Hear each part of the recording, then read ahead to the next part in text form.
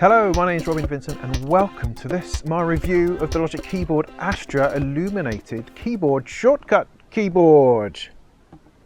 That's the fella, this is the fella right here. Illuminated Keyboard Shortcuts. So why do we need shortcuts? Because they enable us to work faster and quicker and take us away a little bit from that whole mouthing situation. So I'm a big fan of keyboard shortcuts, and this is the third keyboard shortcut keyboard that I am reviewing. The original one I had from Editor's Keys a fair while ago, and then Logic Keyboard sent me one that had a little light to illuminate it with, but now they've released one which is actually illuminated from within. So that's what I'm looking at today. And also I'm going to be comparing it directly to the Editor's Keys ones. Of course I am, because that's what we want to see. So let's get on with it. Right, so here we are. Here she is in all this sort of deep blackness, sitting here with its little illuminations emanating from the keyboard. Yeah, this is the thing. It's heavy.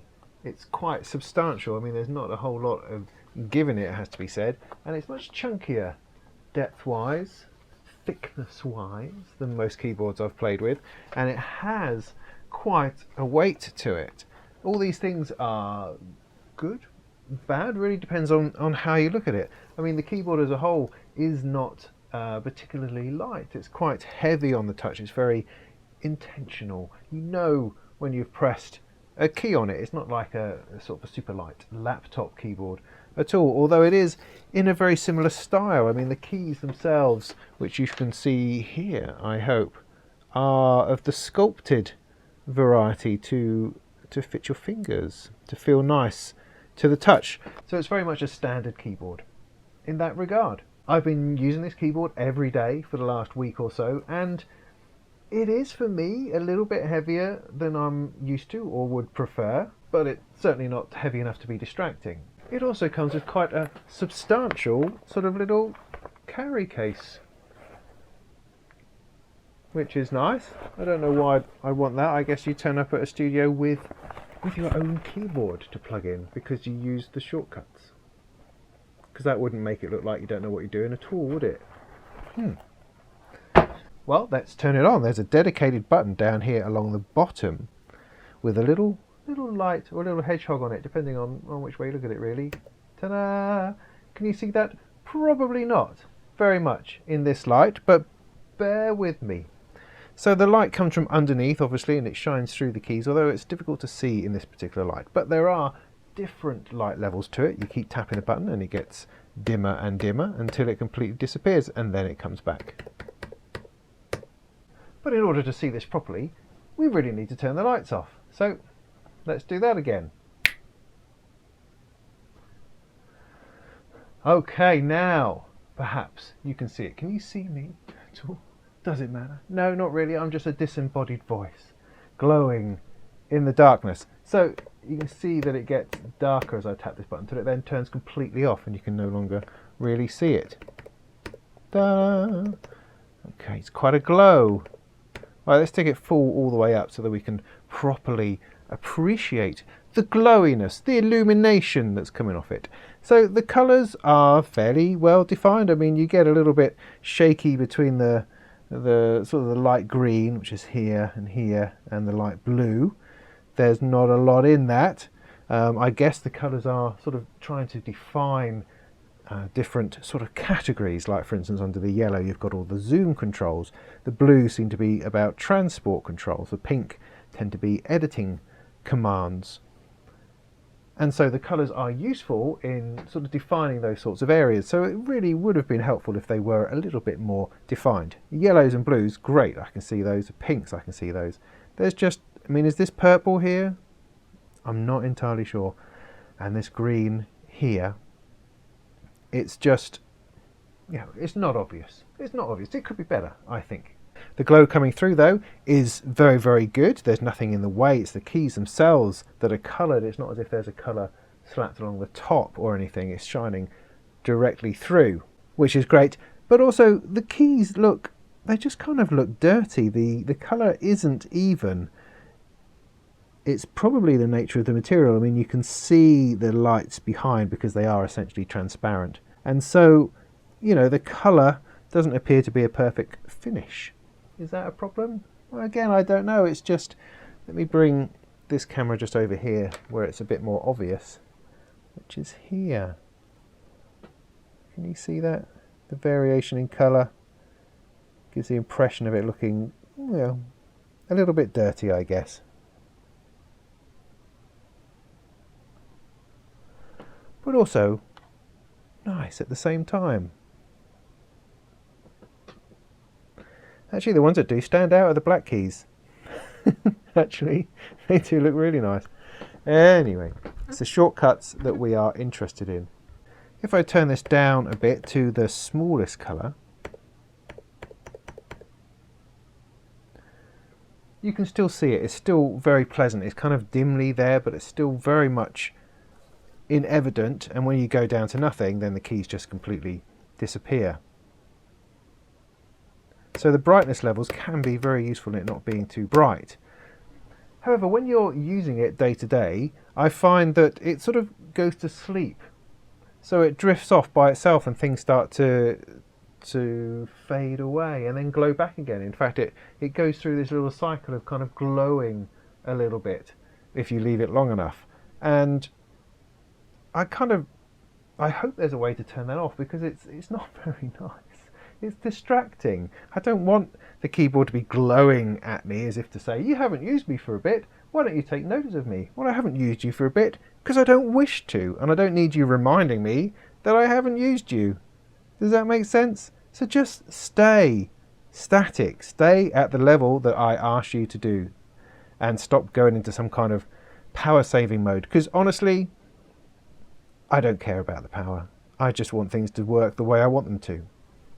Oh yes, saving the planet.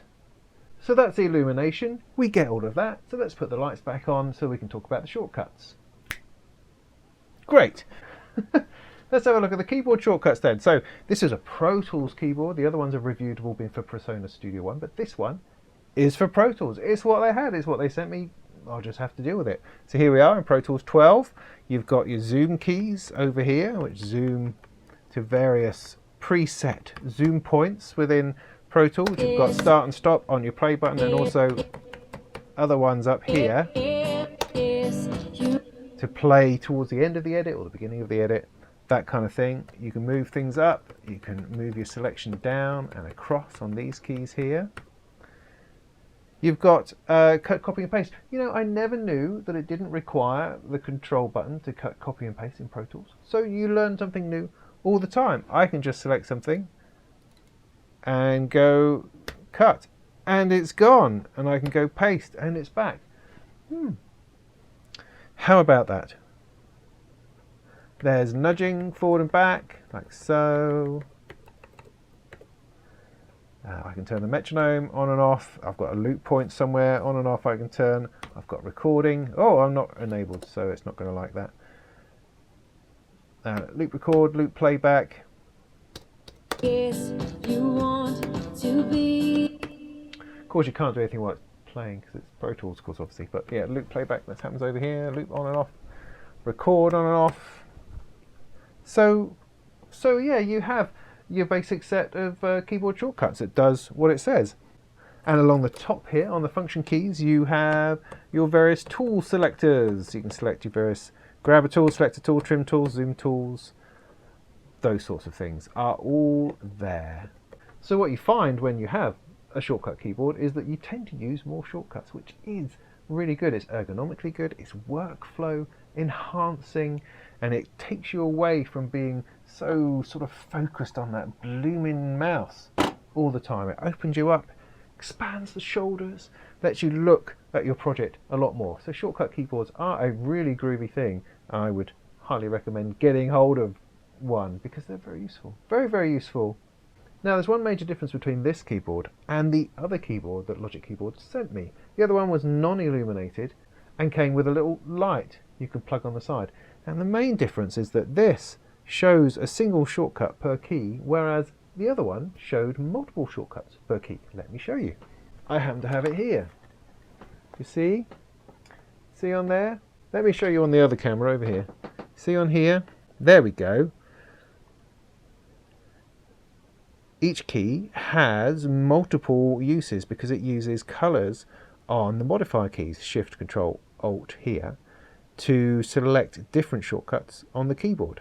Now with the Illuminated one, that's no longer the case. It's a single shortcut per key. And that's a real shame, because the multiple key shortcut thing on the other keyboard was one of its major key features. That's the reason why it was better than the editor's keys ones that we did, because the Illuminated editor's keys keyboard also had one shortcut per key, and that was kind of my major criticism of the entire keyboard. And so I have to put the same criticism at the feet of this keyboard as well. One shortcut per key. I mean, you can probably remember one shortcut per key, so I don't even know why you would need the shortcuts on there. It's only when you start getting into modifiers using these Shift and Control and Alt keys that those shortcuts become trickier to remember and actually more useful. So going from a single key per shortcut to 3 shortcuts per key is just a completely different ballgame, a completely different and expanded workflow. So that's a major disappointment with this keyboard. However, I understand why they've done it, because in order to produce an actually transparent but coloured key, it's going to be really difficult to define stripes of colour within that in order to indicate the modifiers. And so with an illuminated keyboard that you want the light to come through, you have to keep those keys much simpler and probably of one colour. But in that instant, it's lost any advantage it had over the editor's keys keyboard. And I don't think they're going to be very happy about me saying that. However, the other key feature is that it has USB ports. What do I mean? On the back here, USB ports you can stick USB things into. It's fabulous. It's the sort of thing that should be law on all keyboards. On the other one, it was kind of in the sides, either side. This one, it's in the back, so I can get something like this and I can plug that in. Da-da! And there it is, it comes up on the screen. Awesome. However, there's one thing about this, is that the keyboard itself requires 2 USB ports, one for the illuminated keyboard part and one for the USB hub. So if I pull half of it out, like so, that window will disappear because this has gone. The key, this still works, but the hub has gone, so I have to plug that back in, and that should then re-emerge. Ta-da! There you go. So phenomenally useful having a USB hub in a keyboard. I love that. That's brilliant, and that's awesome. Thank you very much. Shame about the 2 USB ports it requires to run it, but pros and cons, pros and cons. So there you have it. Largely, it's a Pro Tools keyboard. It's illuminated. It works. It does what it says it's supposed to. The light comes through. You can see the keys, and you can use the shortcuts in Pro Tools. Yeah, we love it. We can do all that. We can do this and that, and zoom about like that, and get it going, and do that, do that, do that, bit of that, and this.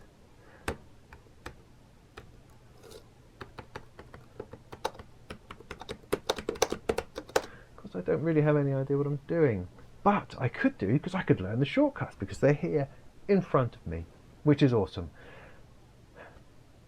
Right, now we need to compare it to the editor's keys ones. This is the moment that everyone's been waiting for, the moment when I'm going to have the 2 side by side and we can finally decide which one is best. Are you ready? I've got it here somewhere. I have to say that the quality of box that the editor's keys comes in and the Logic keyboard one comes in are both excellent. They're both very, very similar. They have a similar idea going on with that, which is no bad thing. Or is it? I mean, is it important to have a good box that your keyboard comes in? I don't know. They want to justify the huge amounts of money that these things cost. That's what it is. So here is the editor key one. Let's put this up on here. So here we have the 2. Well, let's have a look. I mean, they are physically the same width to each other. This way and this way, I suppose. Now, the Logic keyboard one has more of an aluminium finish to it, which is nice, whereas this one is completely plastic and mirror plastic, which means it picks up your fingerprints like a crazy thing. The colour definition on the editor's keys one is actually much nicer in this light than the Logic Keyboard one, which is sort of pastely and fadey and things like that. The colour here, far better defined, brighter colours. You can really see the grouping of different things. The chunkiness of this, the weight, I mean, this is far lighter, far more bendy, far flimsier, I suppose, whereas the Logic Keyboard one is chunky, heavy, rigid, stiff, and words like that. The feel to them, I mean, they're both heavy, I suppose. They actually have a similar amount of resistance to them. The editor's keys ones is flat, but with a kind of a rough surface to it, so it's different to most keyboards, whereas the Logic Keyboard one is very much more familiar. It's very much like a regular keyboard and has that sort of finger sculpting thing going on. So the editor's keys ones is a little bit more of a different typing experience because of its flatness, whereas this is much more familiar. They both do the single shortcut per key thing, so that's not a thing either way. They're both guilty of only providing one shortcut per key, but that's just how it is with these. Right, let's turn the lights off and have a look at that. Okay, the editor's keys ones has an on and an off. That's it, I think, as far as I know. Whereas the Logic Keyboard one has this gradation of illumination. So all the way on, down to less.